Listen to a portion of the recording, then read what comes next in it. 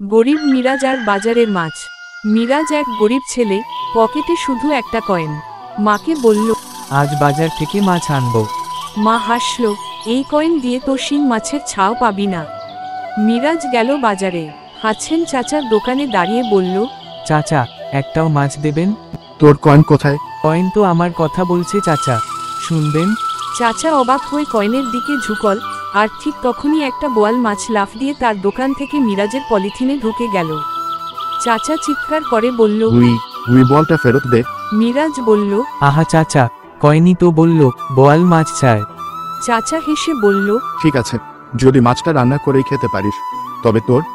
মিরাজ বাসায় এসে মাছ কাটতে গেলে মাছ হঠাৎ কথা বলে উঠল, আমি জাদুর মাছ, আমাকে ছেড়ে দিলে তোর তিনটা ইচ্ছে পূরণ করব। মিরাজ ভাবল, খাই না হয় ইচ্ছা পাই।